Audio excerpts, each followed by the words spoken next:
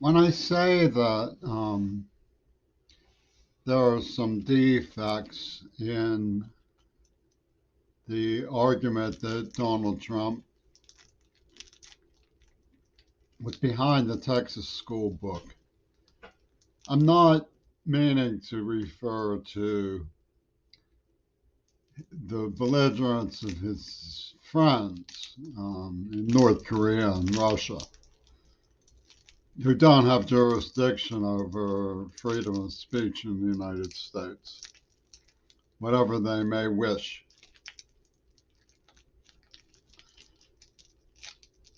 What I'm referring to is most particularly the idea that Reagan was not really shot, that Clarence Thomas is an accomplice, and that John Lennon also faked his own death. You see, someone like Biden or Tim Kaine or Nancy Pelosi will wave the whole thing away on that basis. But I want you to stop and think a minute. I received letters from Martha Gellhorn, which Ernest Hemingway dedicated For Whom the Bell Tolls to. She lived with Eleanor Roosevelt in the White House for some time.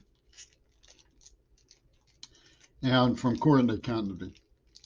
I see these letters to me as a seal of approval from FDR to speak openly and directly regarding these matters.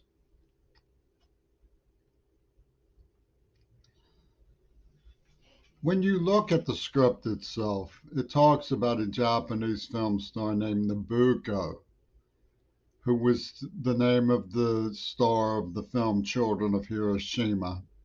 And these letters came to me through a Hollywood network. George Romero's daughter is named in the letters. And it describes some semiotic issues pertaining to films like The Passenger. The complexity is thematic and for an analysis regime. I was also the son of a naval veteran on the radio off the coast of Japan when the bomb was dropped. Now, when you look at the Hollywood aspect, you see immediately that we're talking about friends of Hitler. Joan Crawford was entertained by Mussolini. She had a common lover with Marlene Dietrich. Leni Riefenstahl was a filmmaker working with Hitler intimately, whose name was rehabilitated by Francis Ford Coppola and Mick Jagger, the former of whom was in school with Donald Trump. When you look at the Japanese heroine of You Only Live Twice, a double fantasy where Bond is told that he has died.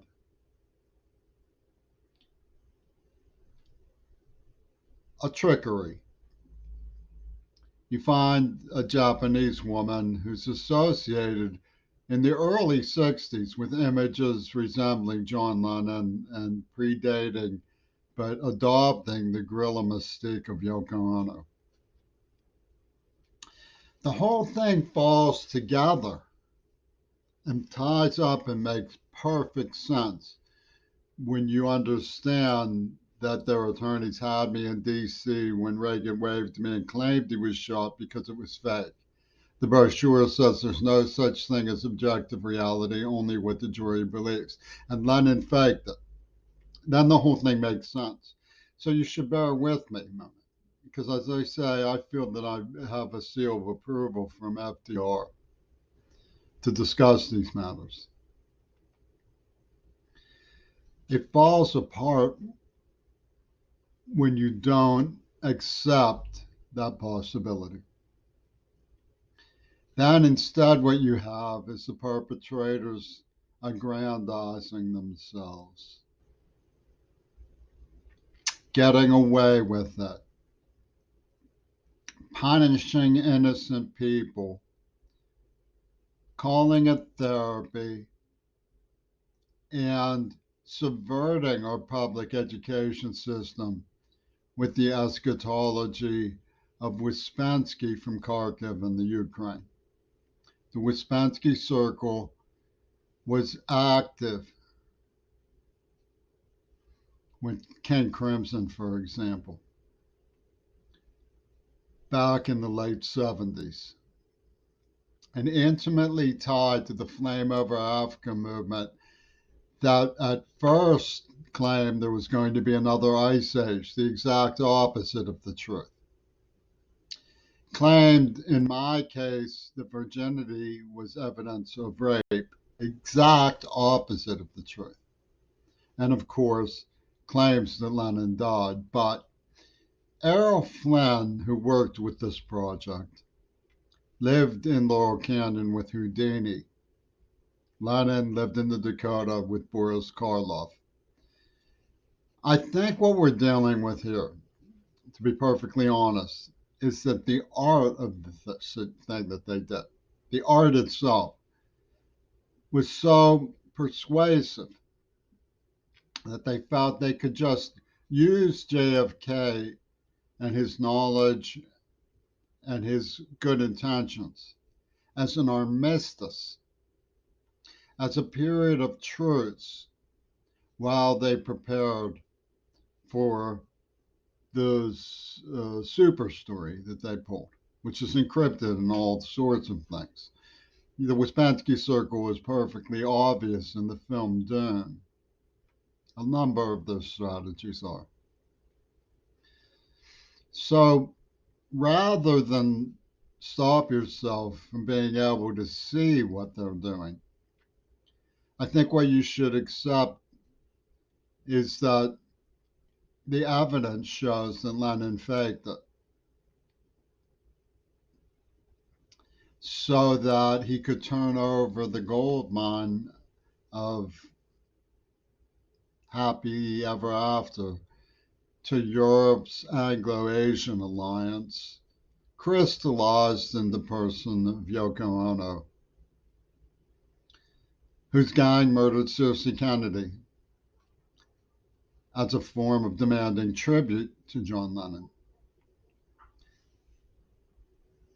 And as for McCartney's wailing and bailing, oh, poor Jimmy Creary doesn't deserve anything because he could have saved my partner. It's a cover up. It's a way of turning the tables for King Edward, a fascist friend of Hitler who was deeply involved in Hollywood in the 20s. Cecil B. DeMille was put in charge of Radio Free Europe by Alan Dulles, who forgave Hitler's campaign debts, meeting with him in 1923 for the Schroeder Bank, and then sitting on the Warren Commission. Joan Crawford, who was entertained by Mussolini, was in Dallas that day. Melvin Belli, who's all mixed up with Marlene Dietrich and Riefenstahl, and was the lawyer for Herman Goring's estate, and Jack Ruby. Jack Ruby's psychiatrist was the same as Charlie Manson's. And John McCloy, also on the Warren Commission, used to sit in Adolf Hitler's booth at the Munich Olympics with him. So we're dealing with an Axis Hollywood system that pulled it off. The Japanese co-star of You Only Live Twice was deeply enmeshed in the power game that Ian Fleming, Sean Connery, and John Lennon pulled off. It was too good to be true.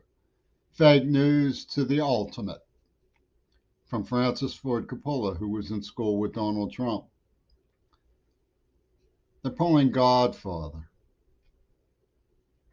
They think that the Ouspensky circle is proof that Godfather Hollywood rules the United States of America. As it turns out, Omar is wrong about something. The International Criminal Court has jurisdiction over crimes of genocide through the UN. The problem is you have to get cooperation. The United States should join, then cooperation would be mandated, but Interpol can't convince a sheriff to extradite an accused. But that doesn't mean the ICC doesn't have jurisdiction theoretically if everybody cooperated.